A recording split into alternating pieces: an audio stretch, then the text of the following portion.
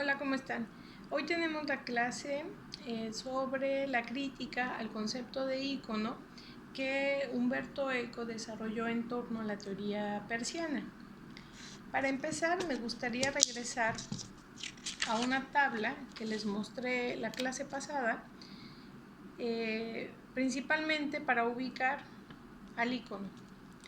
Si lo recuerdan, el ícono es un signo genuino para Peirce cuando guarda una relación con los otros signos que son de la misma naturaleza. Entonces, cuando el ícono lo encontramos, lo ubicamos en el correlato de primeridad o de comparación que alude a la naturaleza simple de las cosas y a las cualidades. Pero además el ícono guarda una relación directa con el objeto a partir de esas cualidades que se atribuyen al objeto, es decir, se le parece. O sea, yo podría decir que un signo es un ícono si ese signo, ese representamen, se parece al objeto que está representando.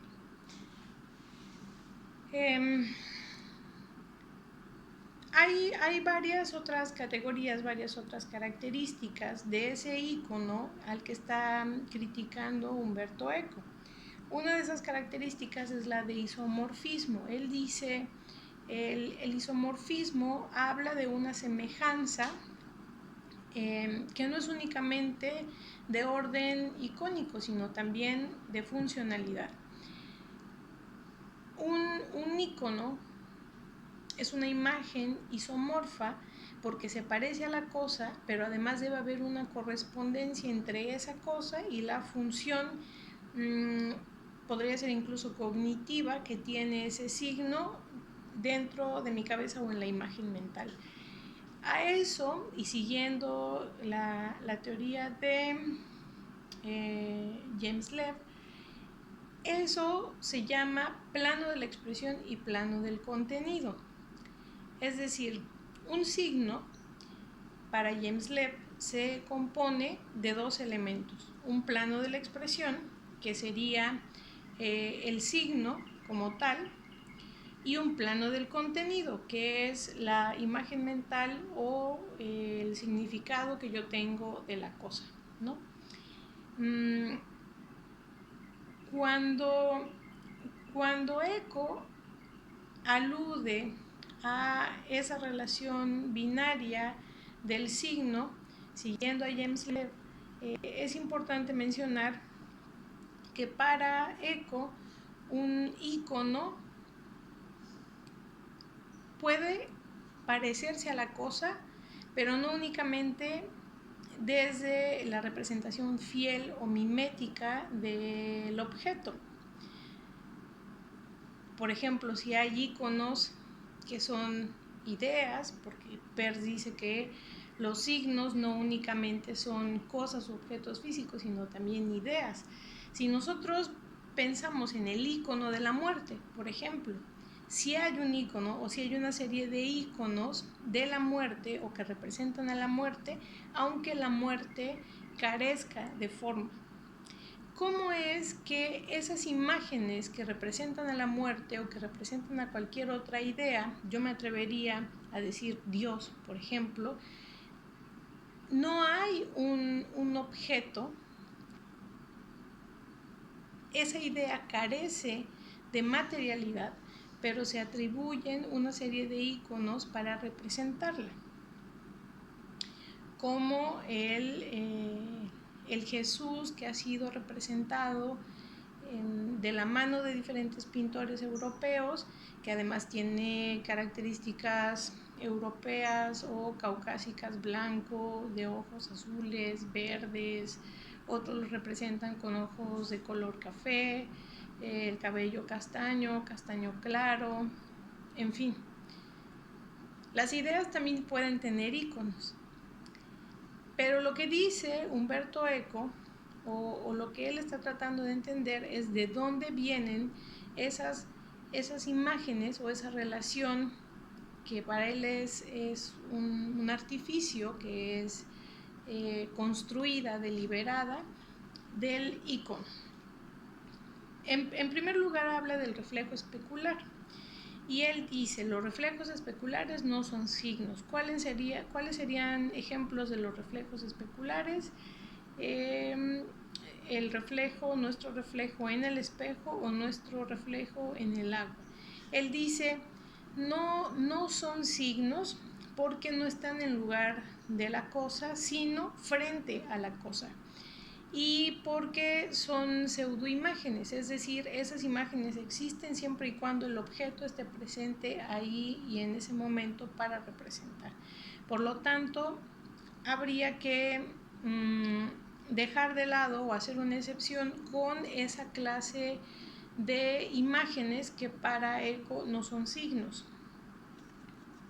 No así la fotografía. La fotografía sería un ejemplo de un reflejo o de una imagen proyectada, pero que sí existe en ausencia del objeto, porque supongamos que está en un otro soporte, ¿no? Y al respecto habla de los dobles o de las reproducciones.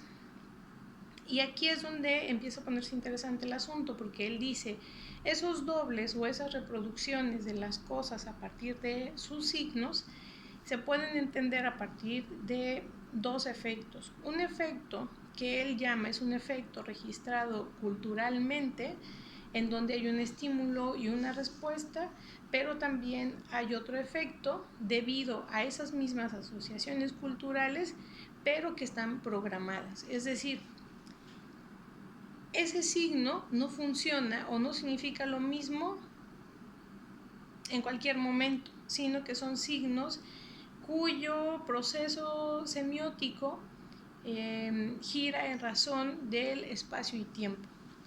La clase pasada yo les ponía el ejemplo del chirrido de una puerta, ¿no? Una puerta que se abre y se cierra porque es indicio de el aire, por ejemplo, de que está corriendo el aire o de que le hace falta aceite a la puerta o que alguien ha entrado o que alguien ha movido pues la cosa, ¿no? Es un indicio de algo.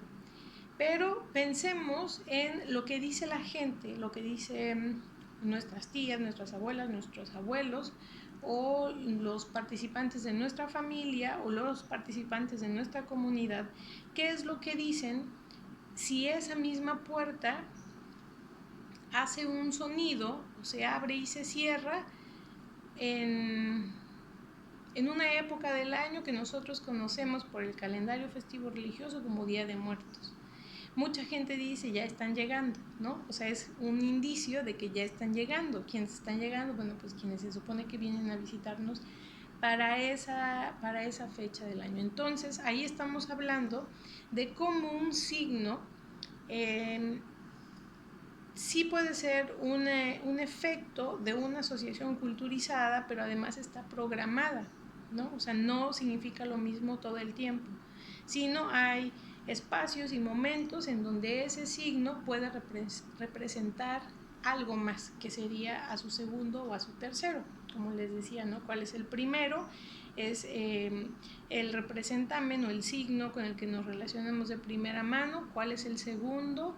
El objeto. ¿Y cuáles podrían ser esos terceros? Pues los otros signos que son necesarios para leer al signo en cuestión, que tendría que ver más con un correlato de terceridad o de leyes y convenciones, es decir, de legisignos. Y bueno, lo siguiente que menciona la lectura habla sobre las convenciones y los íconos. Esta crítica que hace Umberto Eco en esta parte específicamente está hablando del concepto, mejor dicho, de los ejemplos que Peirce usaba para el cualisigno icónico remático, por ejemplo, las pinturas.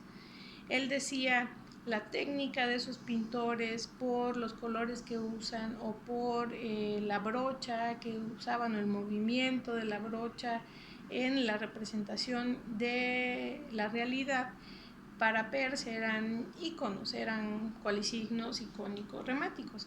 Pero lo que Umberto Eco comenta es que si hay una imitación de la realidad en el arte y eso lo vemos en diferentes estilos y corrientes artísticas, pero también dice Umberto Eco, hay una interpretación de la naturaleza por parte del pintor que además está relacionada con un tema de convenciones o de modas o de lo que les acabo de decir, de escuelas o estilos artísticos. Por ejemplo, ¿no? el cuadro que yo les ponía en el ejercicio, en el grupo, era los girasoles de Van Gogh. ¿Cómo representarían esos mismos girasoles otros pintores de otras corrientes? No pintarían los mismos girasoles, no parecerían los mismos girasoles, y a eso se refiere Eco cuando dice que el icono o los iconos en el arte también tienen que ver con una relación convencional o arbitraria, tanto con la cosa como con la representación de esa cosa. Y bueno, al respecto menciona que la cultura entiende la relación sígnica a partir de dos cosas: los códigos de reconocimiento, que serían los rasgos atribuidos a ese objeto, y los códigos de representación icónica, que para él son los artificios gráficos y tiene que ver con la arbitrariedad de las cosas. De ahí que Umberto Eco proponga tres tipos de rasgos de contenido. Los primeros son ópticos y tienen que ver con una experiencia perceptiva de la cosa, es decir, yo he visto esa cosa y mis ojos, mis manos me dicen que esa cosa tiene tales rasgos. Pero también hay otros rasgos que son ontológicos, y esos rasgos son culturales, es decir, qué es lo que atribuye la sociedad o cómo o qué rasgos son atribuibles social y culturalmente. El tercer tipo de rasgos son convencionales. Aunque parezca que es lo mismo que el anterior, lo que dice es que los rasgos de contenido convencionales son las convenciones iconográficas que ya existen o los intentos de reproducción de las propiedades ópticas. Si volvemos al ejemplo de los girasoles que les acabo de comentar, los rasgos de contenido ópticos serían esos girasoles parece como un buró, esos girasoles sobre el buró, sobre la mesa, que además tienen un ángulo de luz lateral o frontal o el ángulo de luz específico, pero ese ángulo de luz tiene que ver con dónde está parado el pintor al momento del ejercicio artístico. ¿Qué otra cosa? La visión, no sé si a ustedes les comentaba, pero la visión y la mirada no son la misma cosa, ¿no? La visión tiene que ver con una cuestión física, química, del acto de ver, y la mirada es culturizada, es decir, no vemos lo mismo porque leemos el mundo a partir del lenguaje y de lo que nos han enseñado como parte de este proceso de decodificación de signos naturales y de signos también arbitrarios. Entonces, esos girasoles que pinta Van Gogh tienen ciertos rasgos ópticos, el color, la forma, en fin, pero además tienen rasgos ontológicos, como dice la cultura que los girasoles tienen que ser, ¿no? Por ejemplo, quienes dicen que los girasoles miran al sol, pues están pensando en girasoles que todo el tiempo tienen una posición vertical, ¿no? O que a lo mejor los girasoles son únicamente de un color, o que los girasoles únicamente tienen hojas de alguna X forma. Es decir, ¿qué es lo que la cultura atribuye como características o rasgos de reconocimiento de ese objeto? Y por otro lado, las convenciones. ¿Cuáles son, qué otros ejemplos de representación de los girasoles hay o preexiste antes de los girasoles de Van Gogh?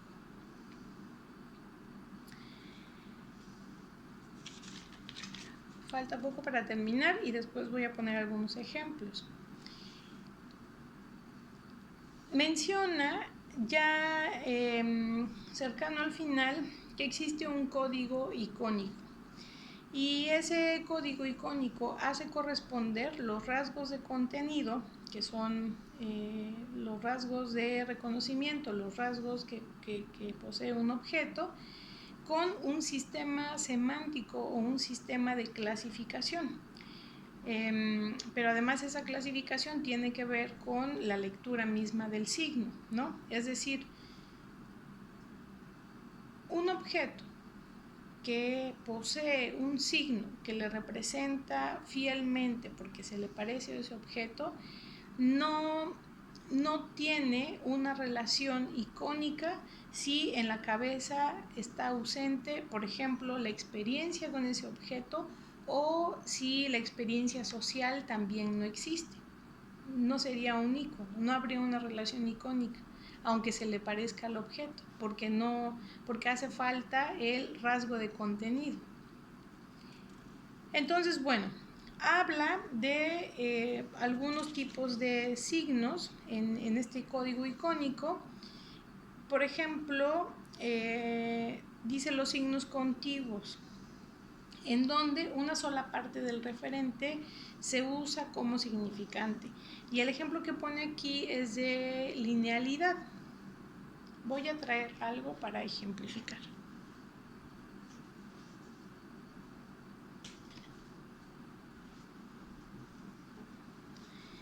El ejemplo que él pone es el de una espada, ¿no? Una espada para un niño puede ser sustituida por cualquier objeto, como este, pero que tiene una forma vertical.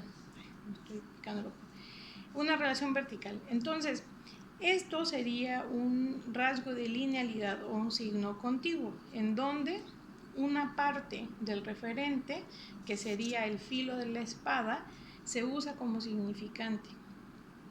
O la forma de la espada, que es vertical o que tiene un pico, ¿no? Entonces, un niño juega con la espada y hace esto, aunque sepa que no es una espada, pero le significa una espada por un signo contiguo y un rasgo de linealidad. Espero haya quedado claro.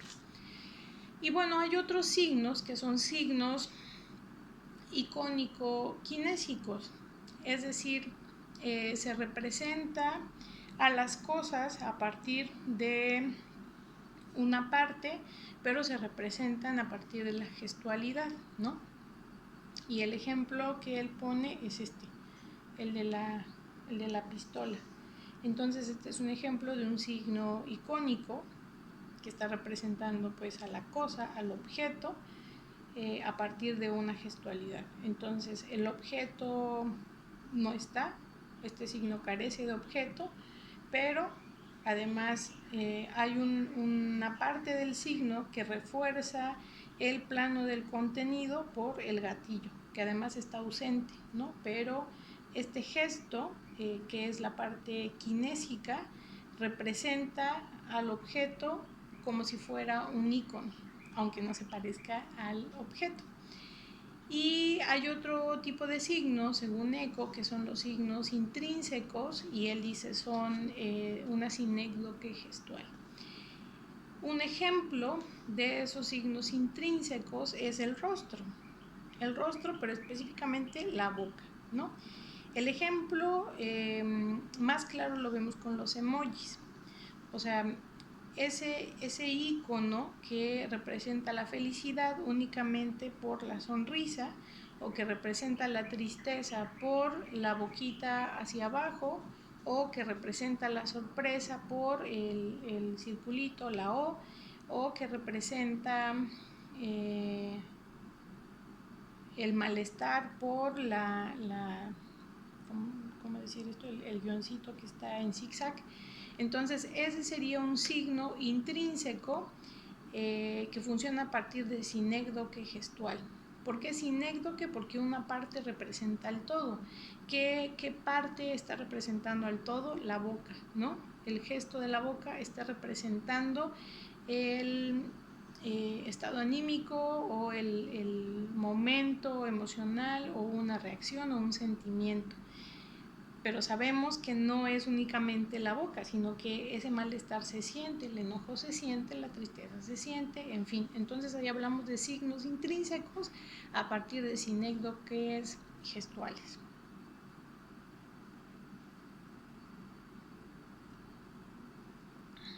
Muy bien, vamos a regresar a los ejemplos de los rasgos de contenido, sin antes dar un breve resumen de lo que hasta aquí les he hablado. La crítica al concepto de ícono que Umberto Eco desarrolla alrededor de la teoría persiana tiene que ver básicamente con la relación del objeto, con la afirmación o el argumento de que el ícono se parece al objeto o representa al objeto porque se le parece. Para Eco, un ícono puede parecerse al objeto, pero no porque sea su símil, no porque sea idéntico o igual al objeto, sino porque puede evocar al objeto. Y esa representación icónica para Eco queda comprendida en la relación funcional con el signo o en el plano del contenido. Si el plano del contenido no existe, el plano de la expresión carece de significado, carece de funcionalidad. ¿De qué otra forma lo desarrolla Umberto Eco en esta crítica al iconismo de Peirce? A partir de los rasgos, de la clasificación de los rasgos de contenido. Ópticos, se parece a la cosa. Ontológicos, hay una serie de atribuciones o de cualidades socialmente o culturalmente impuestas a esa cosa, a ese objeto. Y en tercer lugar, convencionales. Hay convenciones iconográficas que preexisten o anteceden a la representación de ese objeto en otro soporte. Muchos de ustedes dirían que esto, o podrían afirmar que esto es un plátano, aunque no sea un plátano, ¿no? Es un plátano de plástico, es un juguetito de mi hija, pero bueno, muchos dirían que esto es un plátano porque se parece al plátano, porque hay una relación, hay un rasgo de contenido óptico, pero que está culturizado. ¿Por qué está culturizado? Porque hay plátanos verdes. ¿Por qué no hay una representación de un plátano verde? Porque nuestro plano del contenido dice que los plátanos se comen maduros o amarillos. Otro ejemplo sobre los reflejos especulares es precisamente la proyección de los objetos y cuál de esa proyección es la que está culturizada o socialmente atribuida al objeto.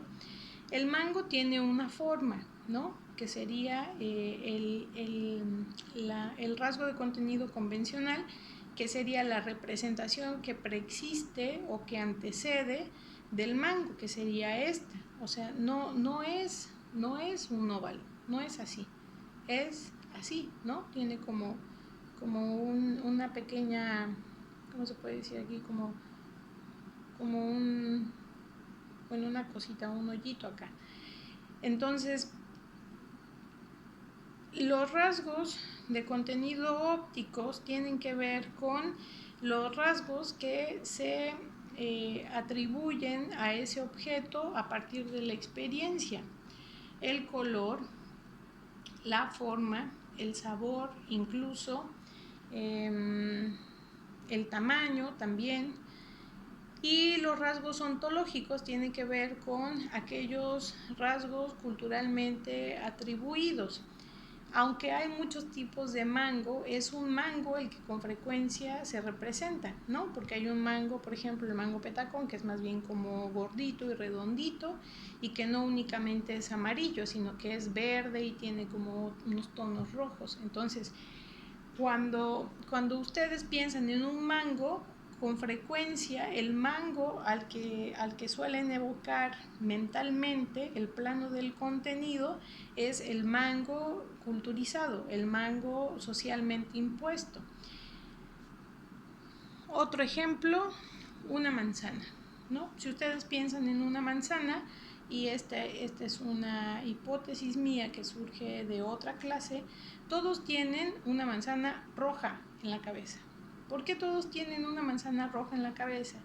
Porque su plano de contenido sobre el plano de la expresión manzana es roja. Si hay manzanas amarillas o hay manzanas verdes, ¿por qué todos piensan en una manzana roja?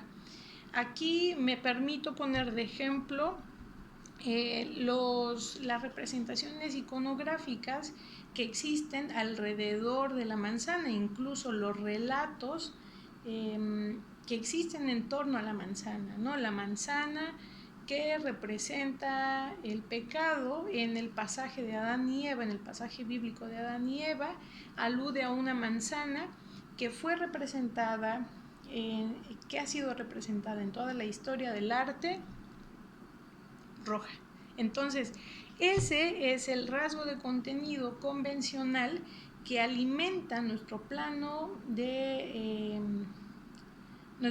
contenido, nuestra imagen mental, y por lo tanto, cuando hay un plano de la expresión o una palabra que alude a una manzana, inmediatamente pensamos en una manzana roja. Y bueno, creo que eso sería todo de mi parte. Espero que haya quedado claro de dónde viene o a qué se refiere esta crítica al iconismo persiano. En palabras llanas, el icono que está criticando, o lo que está criticando Eco de Peirce sobre el icono, es la relación unívoca del signo que representa un objeto porque se le parece. Lo que Eco dice es, se le puede parecer, aunque no físicamente, aunque no icónicamente o visualmente. Ese parecido viene del plano del contenido o de la imagen mental que tenemos de ese icono a razón de otras cosas, no únicamente de nuestra experiencia o de nuestra visión, sino también de lo que la sociedad o la cultura refuerza o atribuye a la cosa que se está representando a partir de ciertos iconos. Espero que si tienen alguna duda puedan dejarla en los comentarios de esta clase o la manden por el grupo en WhatsApp y con gusto respondemos las dudas o leo gustosa sus comentarios y sus otras lecturas también que hayan tenido de la crítica al iconismo persiano de Umberto Eco. Les saludo con afecto, cuídense mucho y espero poder vernos pronto.